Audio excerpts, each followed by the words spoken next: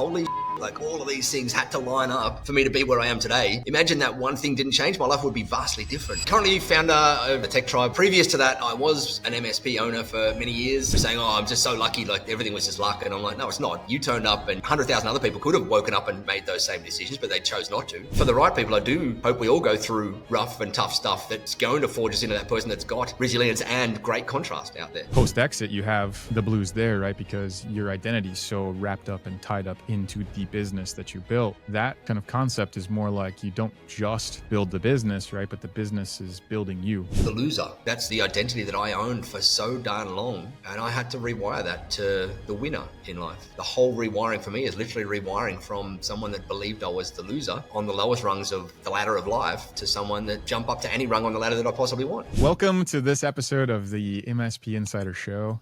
I am super excited to have Nigel Moore with me here today. Nigel, please tell the world who you are, what you do, and why the hell did you do it? Currently founder or CEO of the Tech Tribe, which is a global MSP community and program where we help MSPs with a bunch of things. Got about 4,000 something odd MSPs in there. But previous to that, I was an MSP owner for many years and made every single mistake under the sun that you can make. As we all do, and spent many years making those mistakes. Eventually sold my MSP in 2016, which is, holy crap, nearly 10 years ago now, and kicked off the Tech Tribe from there. And we were just saying before, like you built this whole podcast to invite smart people on and have smart conversations. And I was just saying, like, I actually don't feel like I'm very smart. I just feel like I'm the person that keeps getting up again and just keeps going and doing things. And my whole life has just been built on trying things and experimenting and playing with business and seeing what works and what doesn't. And I've built a number of things over the years. I think I'm 14 or 15 businesses, or maybe 16 businesses deep. And only 2 of them have actually worked. The MSP got to a point where it was sellable. It wasn't a large exit, but it was an exit nevertheless, and which was huge for me at the time. And then the Tech Tribe's been a really successful business as well. And those other 14 businesses were epic failures with loads and loads and loads of lessons of what not to do in them that I now take with me to this day to help and serve other people with, to help ideally avoid making all that same crap mistakes that I did. Yeah, that's so funny. Funny, maybe not funny, fascinating, because the parallel to my MSP journey was so similar to your point about, like, I was just kind of the guy that continued to show up, and I always dove on the grenade, so to speak, right? But I also, at the same time, am very open about the fact that my whole career was being given opportunities that I, 1, was not ready for, and 2, probably didn't deserve, but 3, the people that offered them to me knew that I could become the version of myself I needed to be successful in that seat.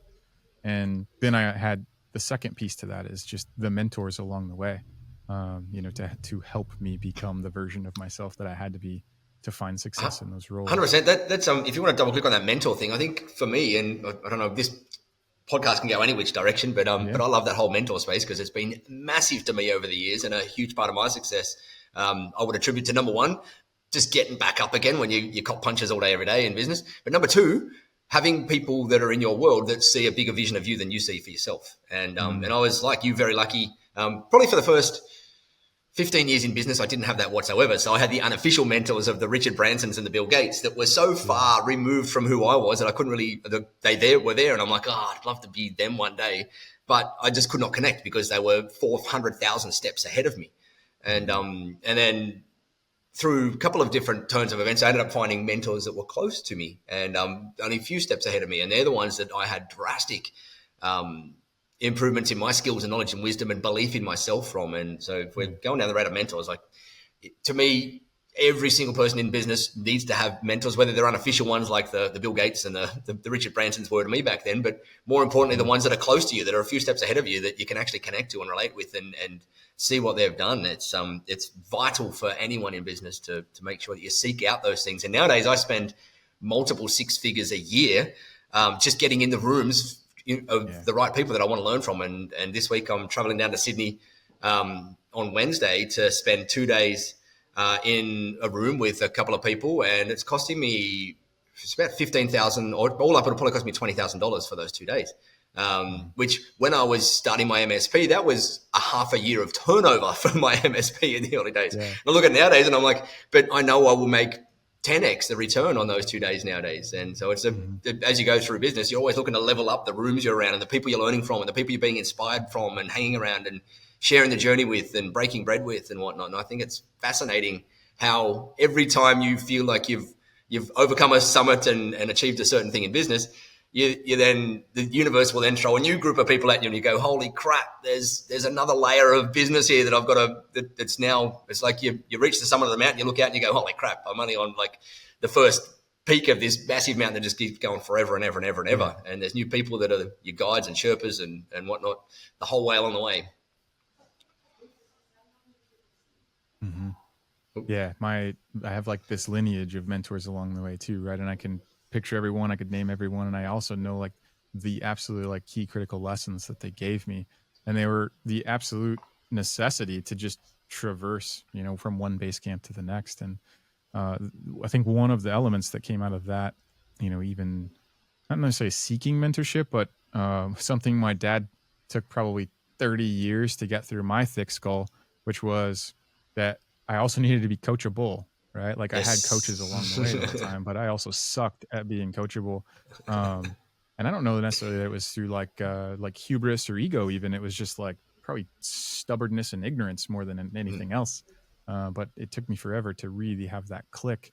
One of the ways that he used to encourage me to be coachable was by reminding me how successful I could be and would be as soon as I stopped listening to respond and started listening to understand. And that didn't make any sense either until my young 30s. But once that clicked, happened to be when I went into sales and marketing, when I figured that out the hard way. But yeah, it's just like it's funny how our parents give us lessons that we have to go and learn ourselves. They give us the lesson 20 years ago when we actually need it, and it takes us 20 years of failures to actually learn the lesson properly ourselves. And I can't remember whether you've got kids, but I do, and they're going through that same journey at the moment where I would love to give them the lessons that I learned, and they don't hear them whatsoever for any. It's like hardwired into us as kids to not listen to parents' lessons for some reason. You've got to go and learn them on your own.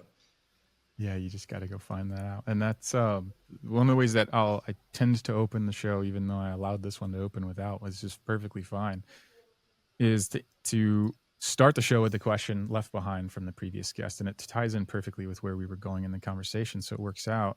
But the last guest that the question is from is Will Slappy, so CEO of IT Voice. And the question that he left behind was, how much of your success has contributed to luck, and how much of it was to hard work? Oh, that's a great question. It's something I've actually thought about a lot recently and had a couple of conversations about recently. So it's kind of close to home as well. It's like serendipitous. I'm in two minds of this. I've got two philosophies. I don't know the answer. I don't know my answer to this at the moment because part of me is, yes, there was a heck of a lot of hard work, but also part of me, when I look back and connect the dots, I see so many serendipitous events outside of my control that lined up that that weren't of my own volition of making and whatnot. And I just go, if none of those tiny little things, like these tiny little conversation that I had here that opened this massive door that swung these things here, and I didn't even start that conversation. If that didn't happen, I wouldn't have gone down this route and whatnot. So I think there is a massive element of luck and a massive element of, like in my journey, a massive element also of hard work. Not really, just like the hard work is just getting back up every day and doing it again. It's more out of, and it wasn't out of a desire to do hard work. It was out of a desire to feed myself and my family. Like mine was more, I grew up from no money, and so I had to go out there and figure out how the heck to do this thing for sheer survival, not for anything else to start off with.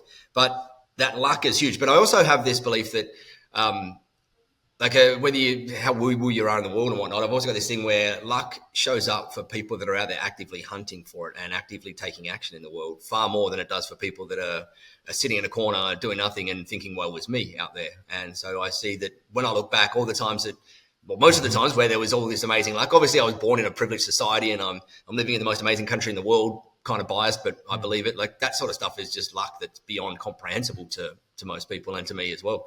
But there's also the minor lucks in there that I look back, and a lot of it was just being in the right room or asking the right question or having the right conversation. It's being in the space where luck can show up. And so I think there's no right or wrong answer to it. I don't think whether the universe is throwing things our way or not, who knows? You might find that out one of these decades. But for now, I look back and just see an incredible amount of serendipitous things that happened that are kind of nearly unexplainable, to the point where you go, holy shit, like all of these things had to line up for me to be where I am today. Imagine that one thing didn't change, my life would be vastly different. And that's kind of scary to think about when you're looking in the past as well.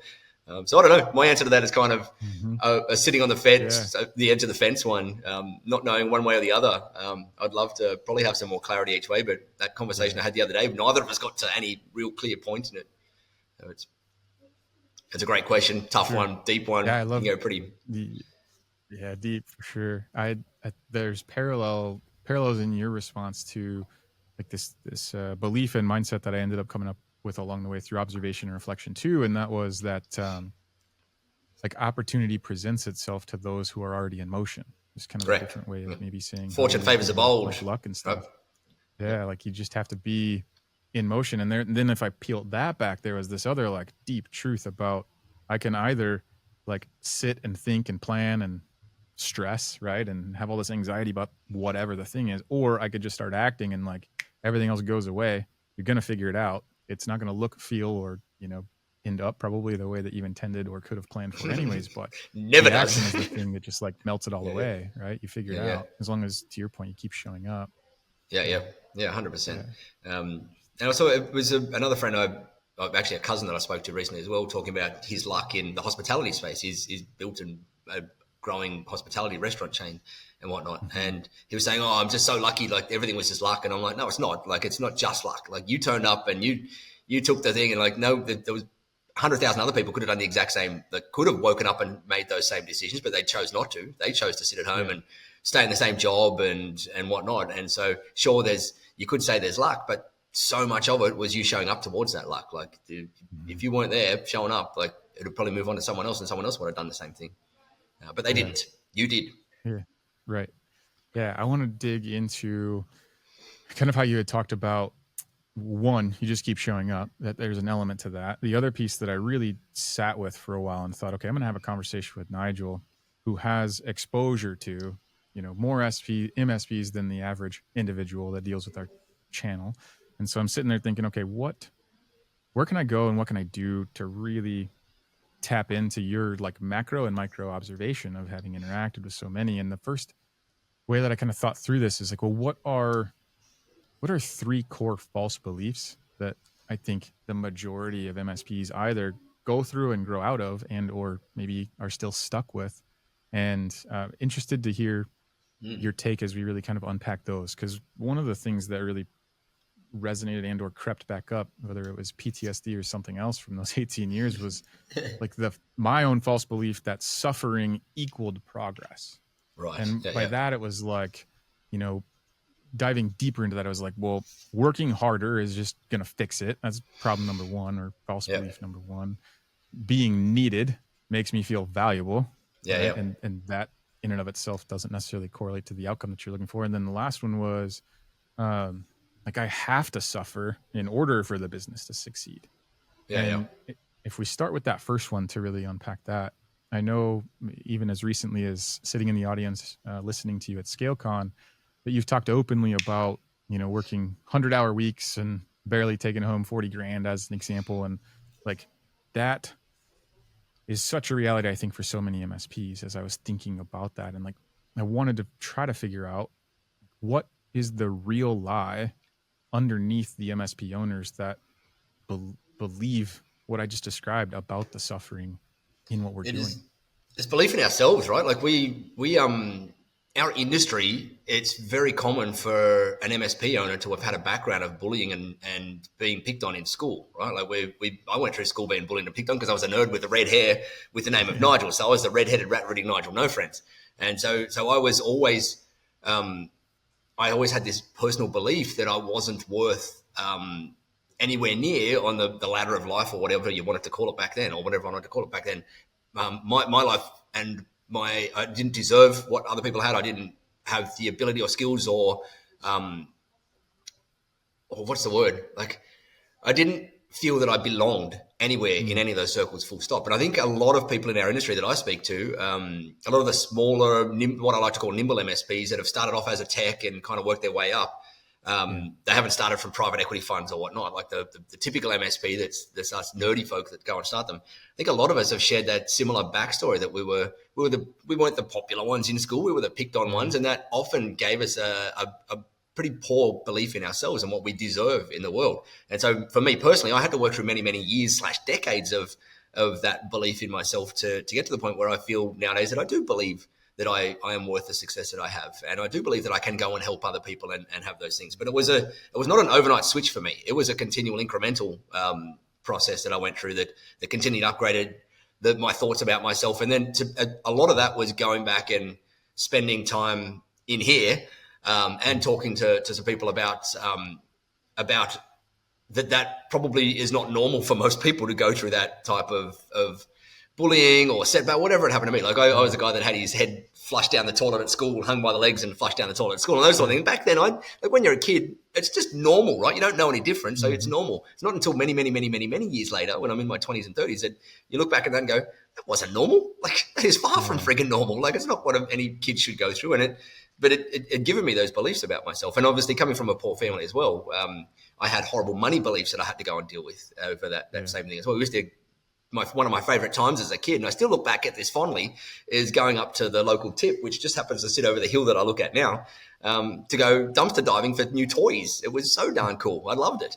But it also set some horrible beliefs in motion about money and whatnot for me. So I think one of the biggest myths myths probably not the best word, but problems that I see and issues that I see that most of us MSP folk have is that all stems from that core belief in ourselves. It all stems from that sense of self-worth and a lot of introspection and time spent on that, and realizing that hey, you do deserve success in whatever you do, and you can go and be in the rooms that you want to go and be in, and that you think that there's a little part of you that's somewhere in there that always looks up to others, and you're often thinking, oh, I'd love to be hanging around that people. I'd love to be more like that person. I'd love to have a business like them or think like them or whatever.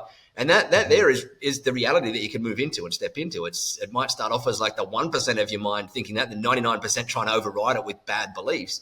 But over time, you keep working on it, keep building value for your clients and team and whatnot. And each little incremental goal that you kick and step that you take and fear that you overcome incrementally stacks onto that thing to make that 1%,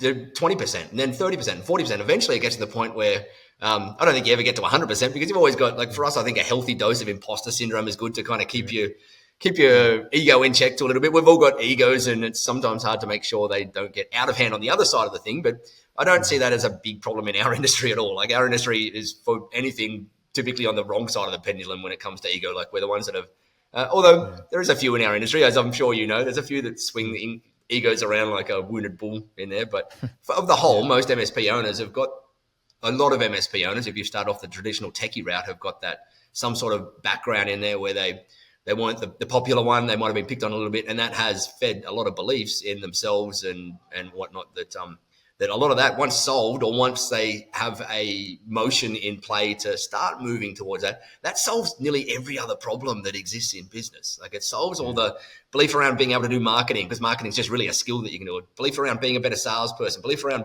hiring better team members and leaders and whatnot. All of those things all have that underlying issue of belief about ourselves first. And it's a continual journey for all of us. I'm still walking that journey all day, every day, battling the same thing, just at different layers that I was 10 years ago in there. And it's nowadays I look at it with a little bit of laughter. 10 years ago, I look at it with a little bit of fear and oh crap at it. And nowadays I've got a much more visual on it now, or an awareness around it now, and find it much easier now, even though I know it's always there and I'm still battling it and fighting it. I just, I make it a game now rather than anything else.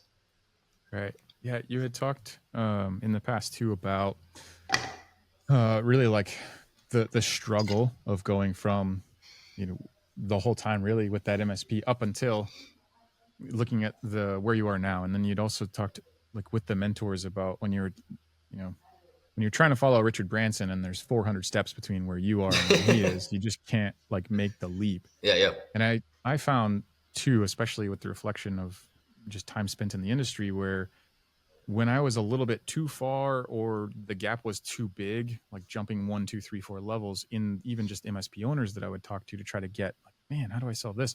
The same thing was kind of true. And what I imagine could be happening to any of the audience as well is like, if they just look at Nigel today, right, and they try to figure out, well, how do I be more like that or emulate these steps or whatever, and like they don't look at those other 398 steps before the where you Right. are, we really still have this reality where Nigel was still the guy that did work 100-hour weeks, grinding, himself to a complete nub in a way. And then eventually, sure, you got to the point where you had built a business that allowed you to work 5-10 hours a week or something before exit or post exit. What like key or critical lesson would you take away from like, what did the grind cost you before the money ever showed up?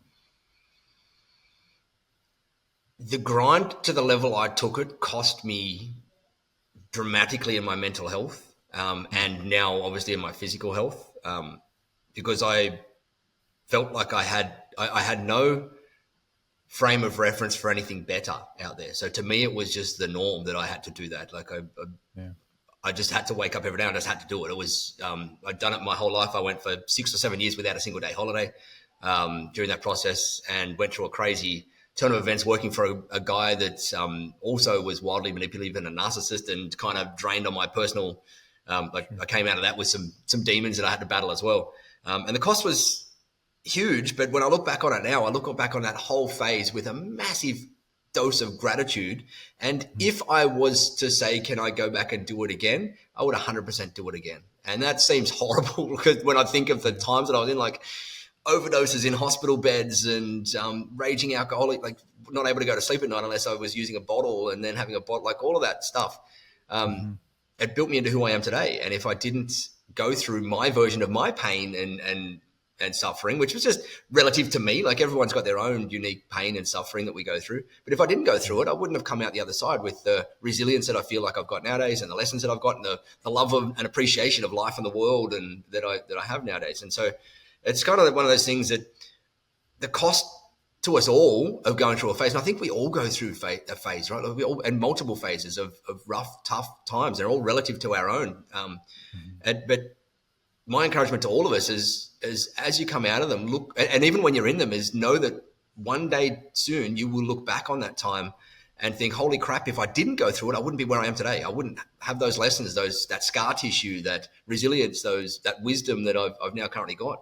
And as hard as that is to say to someone in the thick of the spaces that we're in, and don't get me wrong, I certainly don't think I'm anywhere near at the bottom of the rung where some people have gone. Like we've got people that we've lost in the tech tribe due to mental health challenges, and I certainly didn't get to that level. But and so I don't make any claims that I was the worst out there. By far, there's people out there that were in way worse situations to me. But it's all relative to ourselves, right? And I think my encouragement to any of them out there, even if you're in some sort of space like that, is know that you're being forged with fire, and the lessons and the wisdom and the skills and the knowledge and the resilience you're gathering right now is going to take you through a far better phase that's coming up, as long as you keep moving in the right direction. And the more you can look on these phases as part of the journey, like as I've said a number of times to people over the years, is contrast is one of the most powerful things in the world. And if you go through life and everything's happy and easy, you don't enjoy life anywhere near as much than if you've gone through some tough, rough times, because you've got no contrast. Everything is just kind of normalized. And us as humans, we normalize back to a median. Whereas if you've gone through these rough, tough times and you've come out the other side, which I hope everyone does, that's amazing. It's a gift. It is a thing that allows us to then have permanent contrast of the rock bottoms out there, because we will never forget a rock bottom. I've still got notes letters that I've written to myself in my OneNote, and screenshots that I've taken of bank balances where every single one of my personal bank balances and company bank balances were below $1. Every single one, including my wife's, was below $1, except for my daughter's, who was less than 12 months old at the time, and she had $300 in her bank account that she was given as gifts when she was born. And I took that screenshot when I borrowed that $300 from my less than 12-month-old daughter. And I did that because I knew that, because I'd been through enough rough times by that point in time, that I knew that this was just a rough, tough shit time. I'm going to come out the other side. But I wanted to make sure that I remembered that time and I don't ever forget that time, because if I do, then then my contrast is not there. I don't have that connection to the deep, rough, horrible time. And I often do look at that screenshot to remember how crap I was with finances was just the surface indicator of what was going on back then. There was horrible stuff going on up in here, but the finances kind of was the visual that you saw out of all the other stuff that was going on. But it's one of those things. I don't wish pain and suffering on people to the point where it drives them to serious mental health challenges and whatnot. But for the right people, I do hope we all go through rough and tough stuff that's going to forge us into that person that's got resilience and great contrast out there. Yeah, that whole line of thinking and reality really for our space, it reminds me of when I had my conversations with both Arlen Sorensen and Scott Scruggan of really the HTG world, because they both really champion a lot of that, right? Arlen talks more about it as a post-exit gloom, the blues. And then Scott really talks about it more just from a pure, straight up mental health when you're going through it reality. And I know one of the things that you've openly talked about is that it's okay not being okay, and like to say 100%. Those things, right? And yet, to your point too, like, and to my experience in the industry, like this industry, this niche, this archetype of personality, like it's so rare for MSP owners to admit that. Yep. Why do you think that phrase is so hard to say out loud? I don't think it's unique to our industry. I think it's just a thing with typically us blokes, right? Like we're typically, in our industry, as unfortunate as it is 95% blokes, right? That's 95% males. We need to balance that out a whole lot more. But the reality is it still is. And us guys as a whole tend to bottle, and we tend to feel like we're a lesser human if we ask for help out there. And that's I think just social conditioning over many decades of that being the case, and that the masculine is often seen as a provider of family and provider of friends and provider of support and help, and that means we often feel like sometimes the weight of the world is on our shoulders, and we shouldn't open up and have those conversations and say, hey, I'm not doing well, can I help? I'm loving seeing the last 5 to 10 years shift in that dynamic in society, in that so many more people are far more open to sharing the journey together, sharing the struggles, saying that, hey, I'm not all right at the moment. And we're not there yet. There's still a ways to go with that. But I think conversations like this and conversations where people, those of us that have gone through rough, tough times, that have been diagnosed with depression and it's been whatever you have, I think the more we share, the more everyone else feels that it's okay to share, and it brings down those barriers. And I think we're definitely heading in the right direction as a society. And I think it's just, to me, it's just, and that's not to say that the problem's not the same for the feminine as well. It 100% is the same for the feminine. It's just that our industry is probably a little bit heavily weighted in one. The reality is, it's very heavily weighted in one direction, and us guys have a way of thinking about ourselves, and often it is born out of ego for us. We are ego-driven beings, like all of us humans are ego-driven beings to a degree. But I think like having spaces like the Tech Tribe, to me, one of the main core reasons I started the Tech Tribe was because the community, like the MSP community it wasn't even the MSP community, it was a break-fix community in Sydney, Australia, back when I was getting started, because there was no such thing as managed services, and was incredibly helpful to me when I first joined that. And I don't think I would have made it through if I hadn't come across community. And our community in our industry is especially special because we've got that crazy part of our persona as well, that we care often more about our competitors than we care about ourselves. And that still comes back down to that. Often it comes back down to that same underlying belief around ourselves that we were talking about earlier. But MSPs share so freely with their competitors out there that it makes our industry such a great space for these sort of transparent, vulnerable conversations to happen, compared to a lot of industries out there. Like you try and go and have those conversations in some other industries, and it doesn't happen no matter what, because the industry is so competitive in nature and whatnot. So I think we're quite unique and lucky in that respect, that our industry has got the personas or the archetype, whatever you want to call it, of the person in there that just loves serving. And it's why most of us started our MSPs in the first place, because we just love serving humans. We love helping people, and we love feeling valued when someone says, thank you, that's awesome, that changed my life and that changed my world. My MSP did that for me many years, and then the Tech Tribe does that for me for many years now as well. And our archetype thrives on that. We're the fixer, the helper, the server, and the key thing though that we've all got to try and keep in mind more and more is that it's useless being the server if you end up with nothing left of yourself at the end. And so I think, and that's where a lot of MSPs fall foul, as they and me included, is that they push so damn hard helping and serving others that they forget that they've got to look after themselves first. You got to put, as they say on the flights, and this is the most overused analogy in the world, but that whole putting your oxygen mask on first when you're on a flight, when you're in some sort of distress before you go and help others. And our industry often doesn't do that first. We just default to helping others, and eventually leads to burnout or mental health challenge or whatever it happens to be. Yeah. And so my encouragement out there is make sure you've got your own space first before you're helping others too crazily out there. Yeah. What was the moment where, and hopefully this helps turn the light bulb on, maybe even for some of the folks listening, is like, what was that moment where you realized that you weren't okay in the process? There was a confluence of a few different things. I kind of knew that I was drinking too much at the time. I was partying too much. I didn't, but I was in that stage of late 20s, and I got caught up in that whole escape reality phase where I hated my days with so much passion that my night times I would do whatever I could to escape reality, and weekends would get nastier and crazier and all sorts of stuff until I ended up in hospital bed twice, overdosing. And at a similar time, I had a friend who I'd grown up with that we used to call our brother from another mother, who he went through some horrible stuff and didn't come out the other side, ended up taking his own life. And so we had confluence of those events. I also wasn't feeling well physically either at that point in time. I had some things that were coming up, and I'm sure that's because I was drinking every single day for a long time. It started off with just a wine every night, but eventually got to the point where I was pretty drunk every night before I went to bed. And just all of those things got to the point where I think meeting my wife and having someone else in my world at home, once she moved into my house, also added to that, in that it was like, hey, I didn't have to, like, there was still a period of time when we lived together where I was still drinking heavily every single day. But all of those kind of confluence of things came together within the space of kind of a year. I went to a doctor because of the thoughts that were going on, the feelings and whatever. And he ended up going through a process and saying, okay, you've got depression, here's some pills. And I'm like, great. Like, do I just fall in the same category as everybody else now? And I took one of them and hated the feeling and threw them in the bin.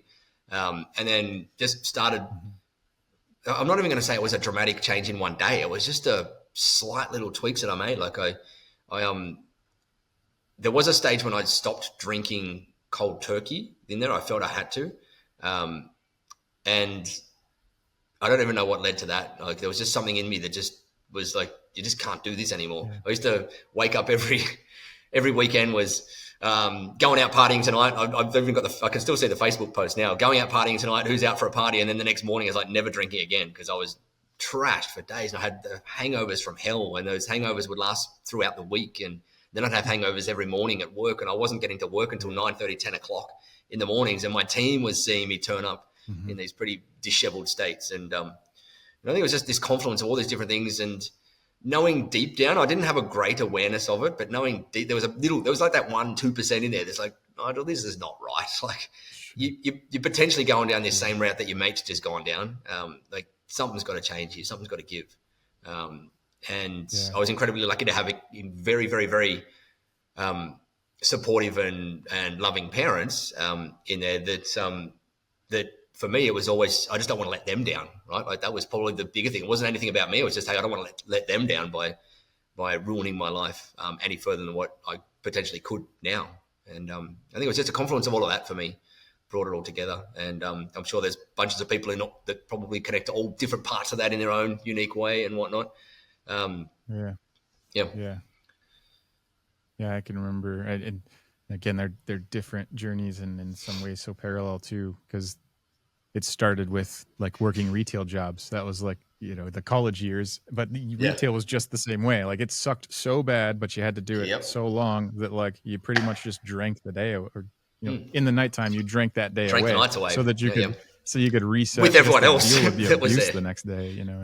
With everyone else, like everyone else was sharing the same journey.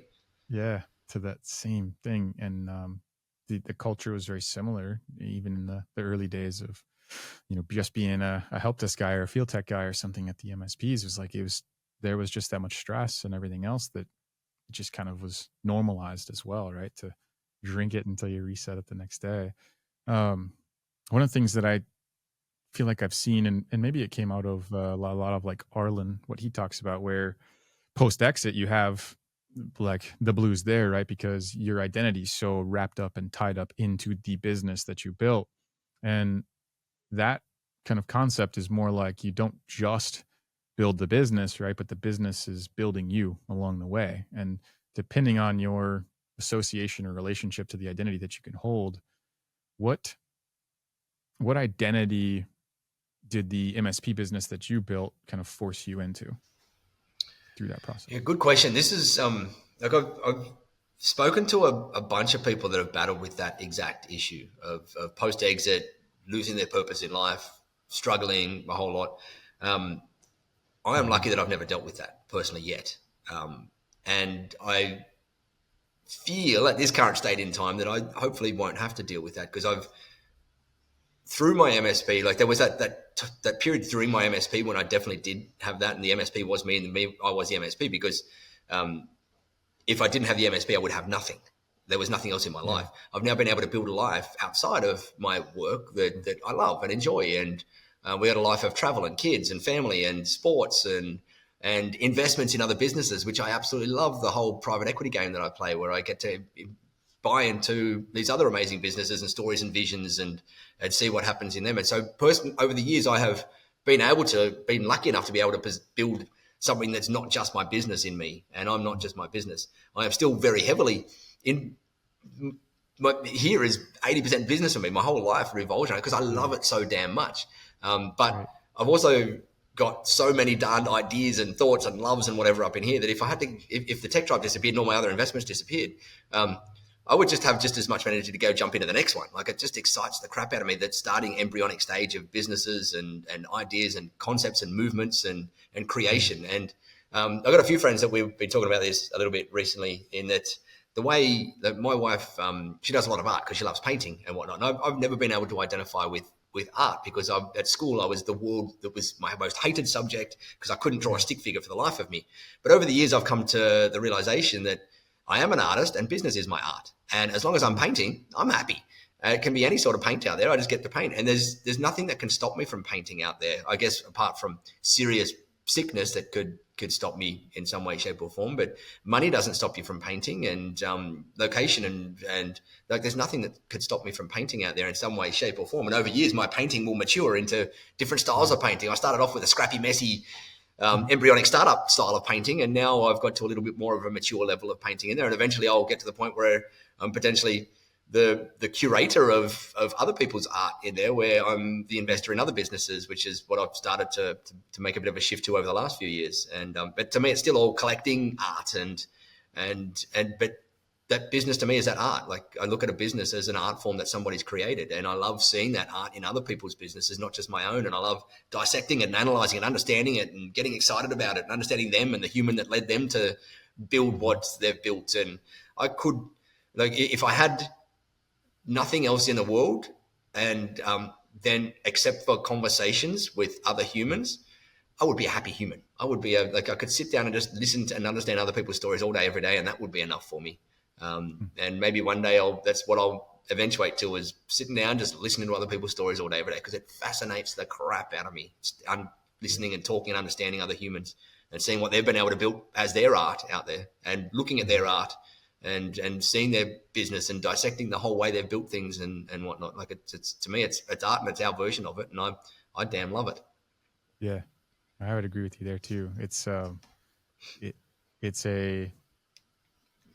I've had that conversation similar with a couple of really, I guess, employees at this point, where it goes back to something you said earlier at the beginning, where it's like, when you have someone who can see something more in you than you see for yourself, and that element of creation as well is like an art form too, where you can 100%. empower, enable, or encourage people to step into a bigger, brighter, bolder version of themselves, and then watch that spin. It's just like the most fulfilling thing in the world. 100%.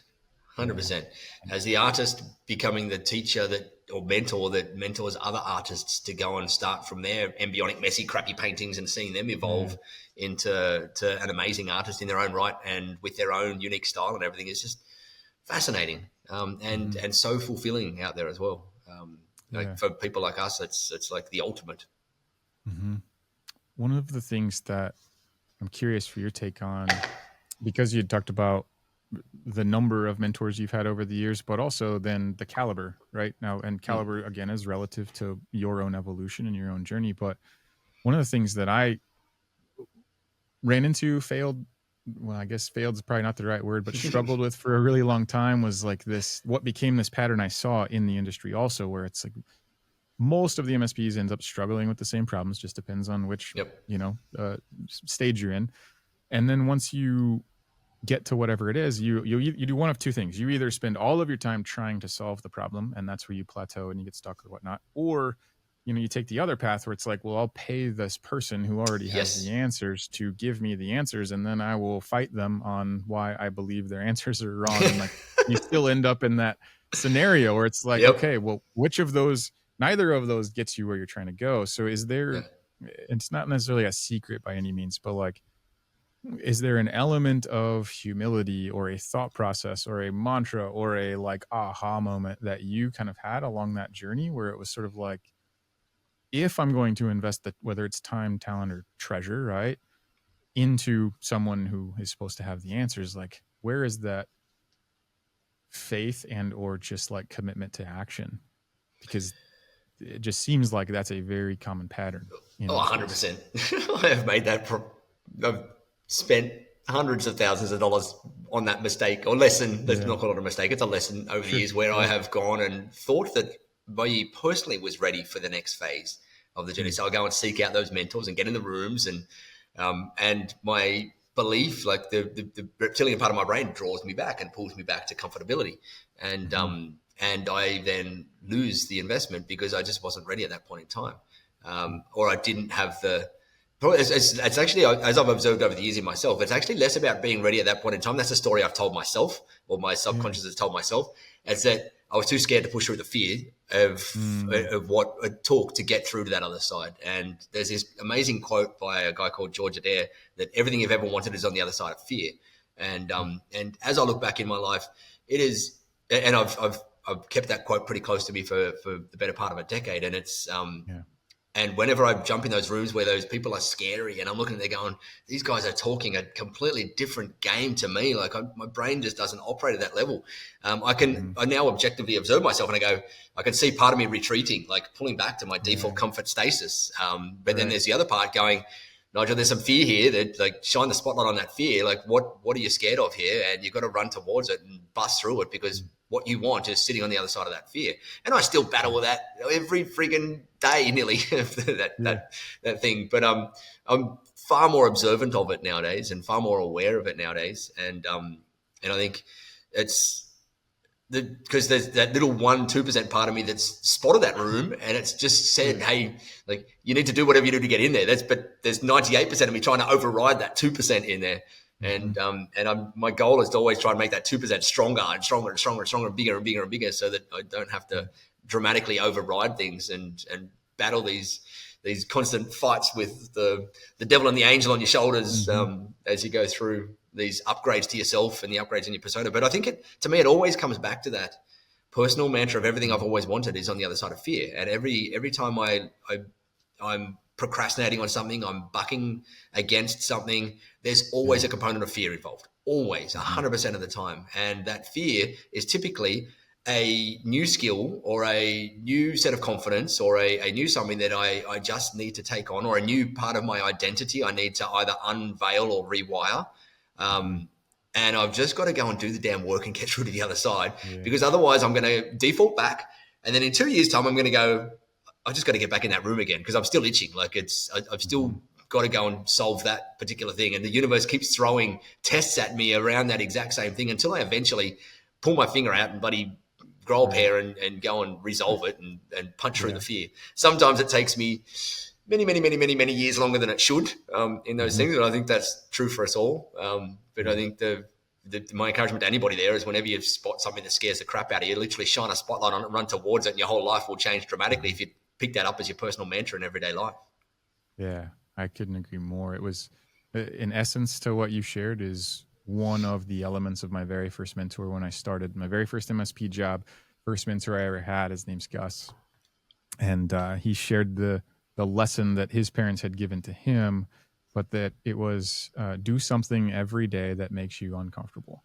Yeah. And Yeah. like, I mean, talk about a guy who has no technical background taking a job in an MSP, and like everything was uncomfortable all of the time, right?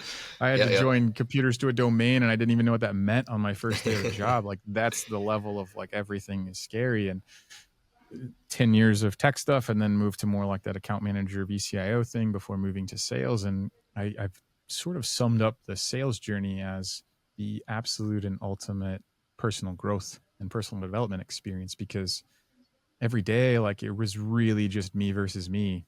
And yeah, there were other 100%. people involved, but like it's all you, and it's all head trash, and it's all those things. 100%. And one of the first authors I read pretty much every book by was Brian Tracy when I first got into that stuff too. And he had that like eat the frog or eat the frog first, or whatever it happened to be. And it's the same kind of concept, right? Like what you are seeking is on the other side of the work that you're avoiding, basically, is kind of how I built it into my brain. And if I peel that back, it's basically then what you said, which, well, the reason I'm avoiding it was most likely because of a fear of some fashion, whether that's just imposter syndrome and nothing else too. Ton of truth there. Yeah. A fear of becoming who we believe we can become most of the time. Like we've all got that little bit inside us that believes that we can be that person that we want to be 100%. But we just often are scared of that because it's not as humans, our default nature, like we're hardwired to be comfortable, right? Like to try and maintain comfortability and stasis.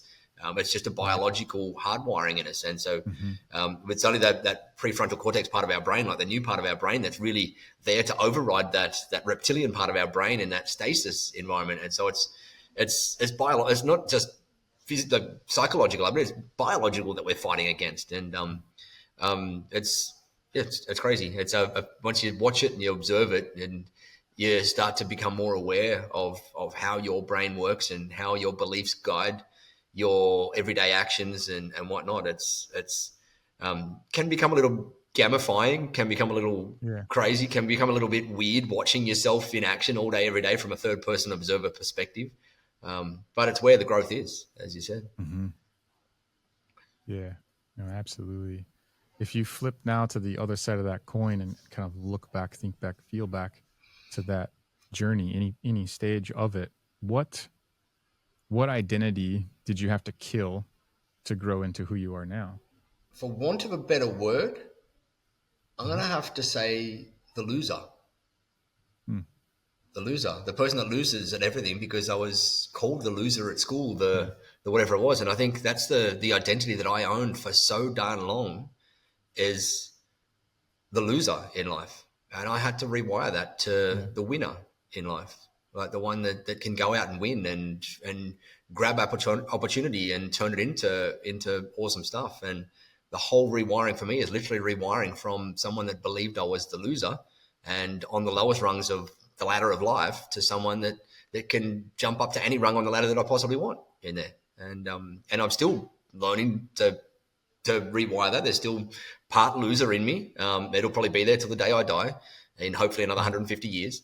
But that percentage loser versus percentage winner has dramatically changed over the past 2 decades. Dramatically, more so in the past decade, from the time and investment and energy I've spent upgrading the rooms and the people that I hang around and upgrading the network of people that I hang out with, and seeing that they're all just humans as well, doing amazing things just like me, and realizing that, hey, if they can do it, then so can I. There's nothing stopping me from being able to go and doing it. And the more wins I've been able to create in the world and in my businesses and whatnot, the more it stacks onto that belief and kicks the loser to the curb, and the winner keeps jumping in and saying, hey, you can do whatever you want to go and put your mind to. And a lot of it is through the hard work, going and doing the hard work and coming out the other side with a win and looking back on it saying, you put in the hard work, the win came out. That's the formula, right? Stand up the next day, get punched in the face, put in the hard work, create the win, wake up next day, do number 2, do it again, do it all over again. Yeah, that's so true. I know my arc of transitioning to sales after being like the VCIO and thinking that sales was simple because you just get put in a room, put on stage, you talked, you solve some problems, you close deals, and then hand it back off to the sales rep to do all the selling stuff. And then eventually becoming a salesperson and being humbled hard the very first meeting ever, where I was just did all the same things, but now I was the rep and I wasn't the VCIO doing it. And it's just like, holy shit, this sales thing's actually pretty complex when you looked at the rest of the surface area of it. And so then I had to break myself down and figure out how to overcome that and build it and get there, which fortunately there were a lot of good mentors to do that. But then it became a whole new ballgame when I inherited a team or was given a team and had to, build and grow other people that way. But the universal truth that I watched over countless now reps that I was fortunate enough to help and grow or lead or whatever word you want to use was that's controllable. Like the winning is controllable. So is the collection of the body of evidence to then build momentum. And then with momentum, kind of a couple of other elements to our conversation is like momentum is the one thing. Building that collection of evidence behind you is where the confidence will come from, where it's more like, well, if you're on your scale of 51 to 49, if winner and loser are even just that close, then you're still going to end up in that winning bucket. And you could break it down. This is how I would usually start with any of the reps is like, let's break down everything that you even know you're going to have to do tomorrow into the smallest win possible. And that might simply be like, you're not going to hit the snooze button when the alarm goes off. Win number 1, right? You're going to stand up out of your bed within 5, 4, 3, 2, 1 after the alarm goes off. That's win number 2. And then you just create these like micro movements throughout the first 5 minutes of your day anyways. And then that momentum is what carries you through all the other things you have to do. And the dramatic difference that even makes in the proposal meeting you have that afternoon is just like who you became and who you showed up and how you showed up. I think sometimes self-help or improvement or personal development, whatever you want to call it, makes things so grandiose that it's also insanely like you can't grasp unachievable. It's just like, right. But that was, at least is some of the tactics that I have stumbled across along the way, where it's like, okay, well, it's almost to your point, like, well, you just flip the switch in your mind of I'm a winner now, not a loser. Now I have to just go collect the evidence that validates it. And you go and you create the evidence. You've got to get out there and create it, manufacture it. It's absolutely. And as you say, sometimes that evidence can be as simple as getting out of bed within 5 seconds in the morning. Sometimes when I was in that state of my rock bottom, that was probably literally not having the 5th glass of scotch at nighttime. Like it was just a little tiny thing, but it was incredibly hard for me at that point in time. Like incredibly hard for me. But sometimes it's just that tiny little thing that you got to stack in your day to start a momentum in a different way, in a different direction. It's like when you got the old analogy of the cruise ship going in one direction. It's pretty hard to turn a cruise ship that's going at full tilt in one direction, but it takes the captain to just say like just 1 degree this way, and we'll start moving. And that 1 degree can often only need a very minor movement on a wheel to make that 1 degree. But once you start that movement and that tiny amount of momentum will turn into a massive amount of momentum in a different direction over time. And so sometimes I think James Clear talks about that similar approach when he's talking about habit stacking in his book, Atomic Habits. That habit stacking often starts with just the micro habit that you get in there. Even if it's just ticking a box each day that you've done one push-up, whatever the heck it happens to be. Like then you stack your habits on top of that. Just get into that thing, and there's so much incredible power behind doing that stacking of building micro momentum into bigger momentum to give yourself those manufactured wins, and that manufactured feeling of moving forward rather than moving backwards is huge. And that was along that same timeline of the story arc. I had stumbled across God, what's his name? It'll come to me, but it's the entrepreneurial personality type guy. Alex Sharfin. Yeah, that was it. Alex Sharfin. Yeah, he's a friend of mine. And he's awesome. When I first heard that, where the way he described essentially what became like, I only knew how to emotionally attach to momentum. And like Yes. that to other people was also something that it was Yeah. impossible to explain, which made you feel Yeah. that much more weird and on the outside anyways. And you were already I going still through try to these things. explain that to my wife. Yeah. And like, and so when you were talking about you building that momentum where it's going one way or the other, it's never in a standing still. It's either or. Correct. Like that's what made holidays so incredibly hard for me too, Yes. where it was like, you 100%. expect me to like just be present Stop. Yeah. for 24 hours or whatever it Yeah. happens to be. Like I just can't do that because I emotionally connect with momentum. And if I'm not doing all of these things, then I'm going backward at probably a 10x velocity. And that's just 100%. that strange, 100%. battle. And We are I guess, hardwired, and I suspect, as Alex talks about in that book, that it's a biological hardwiring for personality types in there. I don't think there's any science that proves that as yet, but potentially one day there will be. right. But I suspect that we are hardwired as the hunters out there to always be in a state of momentum, to go and be out there providing and killing and creating and whatnot for our tribe and our family, and that now plays over in our worlds where we are deeply addicted and hardwired for momentum. And like you, holidays is still a struggle for me, and I still battle with it. And I don't know if I will ever stop battling with it. I get better at battling with it all the time, but Right. there's always that feeling of, hey, I'm not in momentum right now, and I need to be in momentum, and it's draining me drastically right now, and I'm not showing up present for my family, and they're off wanting to enjoy the sights or sit around the pool and play, and I'm like, I just need to create. Like, I need to go and paint my art. Like, can we not do this sitting around a pool thing, please? It's killing me. But when you're part of a family, sometimes you got to take it for like.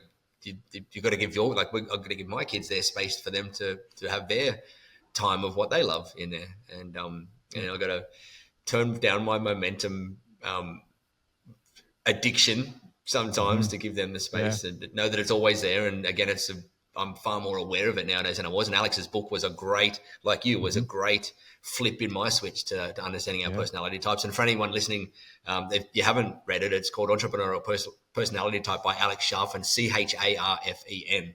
And it's a brilliant read for people that think book, that have brains like ours. And it was also the first time I ever felt seen. It was the first time in a business book kind of a thing that I actually felt like I was seen on the pages of the book rather than trying to figure out how to adapt and like mold and re-break myself to become the thing of all of the other books that I was reading. And that's why it was such continually thinking there was something wrong with you because you operated that way. 100%. Right. Yeah. So thinking now, changing gears slightly, if I take one step back or zoom back a little bit, we've got the Nigel Moore now, right? You've built the tech tribe, you have the capital firm, you have, you partnered on ScaleCon, like with Taher and MSP Camp, you've got Growably and arguably this global community that still truly sees you different than you see yourself. What's the one mindset shift that every MSP owner must take, should take, has to take, whatever we insert there, if they truly want to build a business that doesn't break them?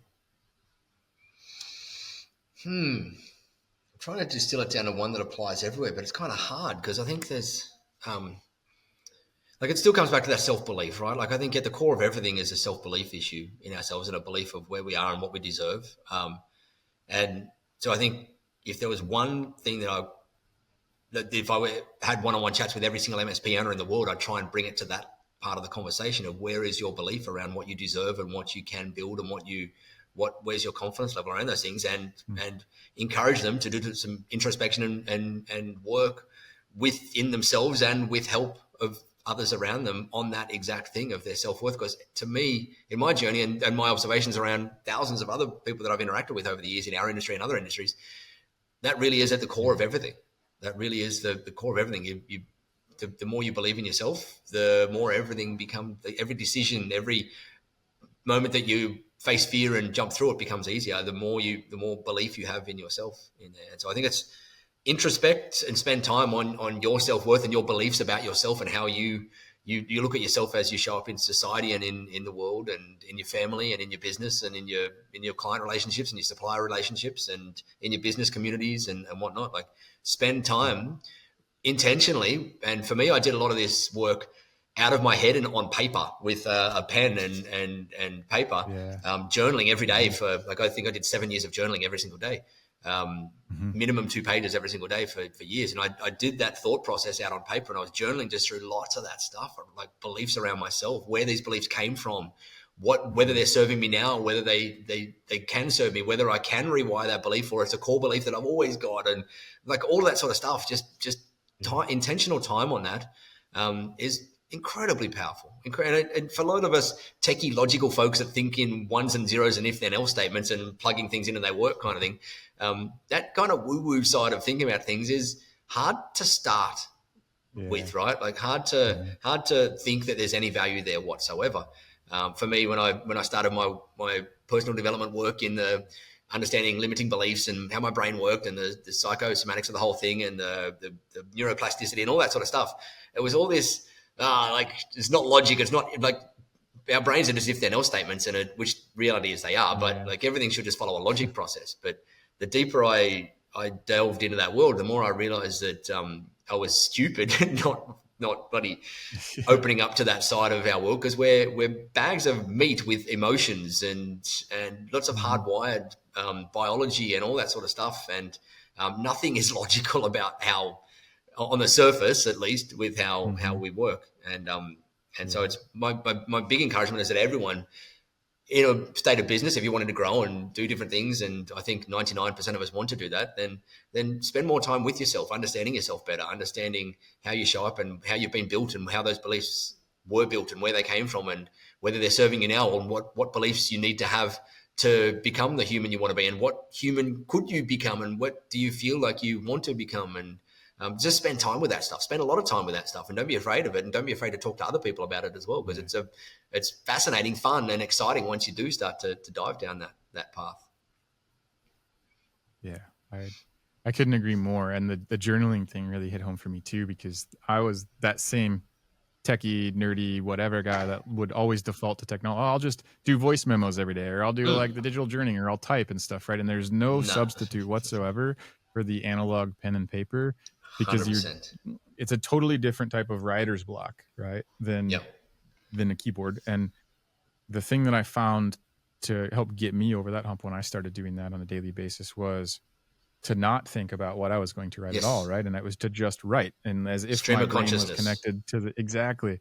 And it's not going to be anything meaningful or useful for like the first paragraph and a half, maybe longer, depending on some days. But eventually, boom, it's just there, right? And you're like, you put yourself almost in this trance, and you hit the flow state, and there are things that you get absolute clarity on piece of paper that you can also refer back to. And so I fought that for years to I'll just do digital, and then I didn't follow up all those things. So I would 100% encourage the daily writing tactic, and the whole goal is like, it's not pass fail, right? And there's no rhyme or reason necessarily to how much you have to get out. You just have to like start and just let the pen go. 100%. Let the pen go. That's the words there. Let the pen go. And like you, I did the exact same thing, in that my rule was when I picked up my journal and picked up the pen, I had to start writing immediately. I couldn't sit there with that whole writer's block thing. And so I just wrote about currently sitting in an airport, currently sitting on my desk or whatever it was. Like today we did, like, just wrote about stuff that's right there in the top of my brain, just to get that movement flowing. And inevitably, after a paragraph or two or three, it would start to flow into currently challenged with this particular thing, and I'm wondering what types of things I could do to solve it. And I think for me, my brain, like a lot of us in the tech space, we're probably all on different types of spectrums, left, right, and center. And our brains work 100 billion miles an hour, and there's always 1,000 corresponding thoughts flying around up in there. The process of putting those thoughts out in pen slowed them down dramatically, which allowed me to think differently through process, and allowed me to give thoughts far longer than they ever had inside my head in there. Like, as most of us know, like, once a thought's up in here, there's 400,000 other thoughts that pop up within 5 seconds. For me, I'm building 27 businesses in my head, even while we're on this podcast here. Really a little bit of an exaggeration, but that's the way most of our brains work, is we're constantly doing it. But getting that flow out onto paper just slowed that process down to the point where I was able to have deeper, longer thoughts on paper about things. I was actually thinking on paper and using the paper to think. And it's an incredible process once you go through it. And I still journal regularly to this day. I stopped the daily habit because I felt after 7.5 years, I sat there with it and felt like I didn't need to do it every day now, because I felt like I'd got I had that massive shift, and nowadays I use it as and when needed. I feel when I need to do it, and I pull it out and I journal away and I get going, and I feel when I don't need it as well nowadays. But back then I needed it permanently, like I needed it every day like crazy back then. Nowadays I don't feel like I need it as much, and it's a tool that I use as and when needed, and I love it. Yeah. I wonder if there's a connection there between what we learned from Alex Sharfin and the notion of slowing down to do something analog, right? Like the lack of momentum when you're forcing that space. I think about that oftentimes when it comes to either meditation or mindfulness or somatic work or any of that stuff too. It's the same thing. Like Yes. The mind fuck in that is that we feel like it's slowing us down, when in reality, it's the space that we create that allows us to operate, 10x the speed when you come back to. And that in and of itself is, something I probably need to be clubbed over the head with every day. But I'm reminded of it when I do it, and I don't do that often enough. Club me at the same time, would you? Yeah, right. Because I just can't get out of the momentum aspect where it's just like, nope, cannot and will not slow down. But two, maybe 2.5 final questions for you. Cool. First one being, if people want to know more about Nigel, want to follow Nigel, want to join the tribe, any of those things, where's the best place for them to get into your world? Good question. I'm not very out there in the world of social medias and whatnot at the moment. The best place to connect with me is probably LinkedIn. I probably do my most business posting on there to see my world. And at the moment, that's about it. If you want to find out the Tech Tribe is all at thetechtribe.com, thetechtribe.com. But I think LinkedIn's probably the easiest. I'm this year, or 2026, we're at the end of 2025 right now, but 2026, one of my big mantras in the business is getting out more publicly. I'm not typically a public person by my nature. Like most of us in the space, we're all widely introverted. But I've come to know that part of my personality and psyche exists, the public facing part of it, and it's very helpful to other humans out there. And the more I lean into it, the less I dislike it. It's probably because I'm a very introverted person by my nature, and I love just hanging out behind the scenes and building and creating and doing my art. And so next year there is an intentional focus on shifting that more to the public version. Like there'll be more of me sharing publicly out in the world, because there is that little bit of fear out there. That's one of those things that I need to go and push through to get out there, knowing that on the other side of it is far more people getting served, which is the thing that helps me the most, or that I thrive on, is serving more people out there, like helping more people out there. And if pushing through a fear of putting myself out there even more helps that, then so be it. I've got to push through that bloody thing and go and do it. So there will be more of me publicly next year, probably starting with a bit more LinkedIn and some social medias. Awesome. Love that. And then the next question then is, if you could leave one question behind for the next guest to open the show, what question would that be? Yeah, I was thinking about this the whole way through the show as well, with my brain going 27 tracks. This is one that you hear this, it's kind of an overused question, but it's always a fascinating question, especially when people give deep thought to it. And so whoever's going to answer this one, I'd love you to give some deeper thought to it. Maybe you don't answer at the beginning of the podcast, you answer at the end of the podcast. But I would love to know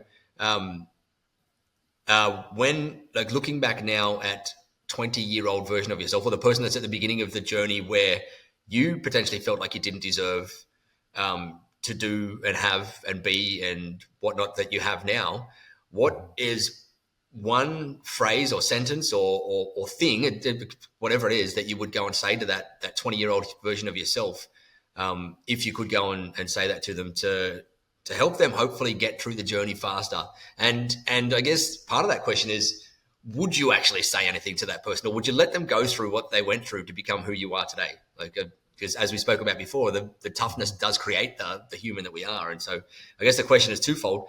Number one, if you would go back and actually say anything to that human, because I often wonder, Nigel, would you go back and say anything to that human, like Nigel, you 20 years ago?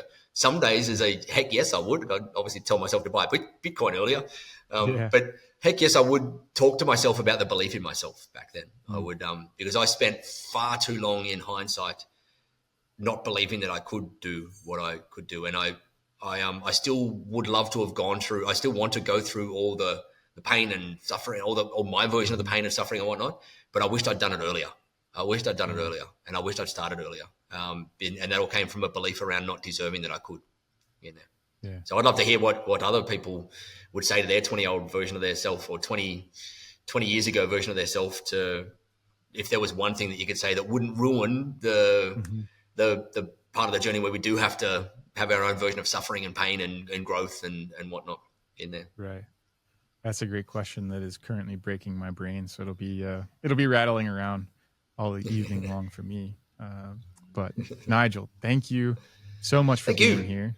Thank you for showing us what it actually costs to do what we do, but then more importantly, being that Roger Bannister moment for people and showing people also what lies on the other side of either the fear or the work that they're avoiding. So greatly appreciate you for coming on the show. No problems. Thank you for having me on. It's been awesome. I love going deep on this stuff.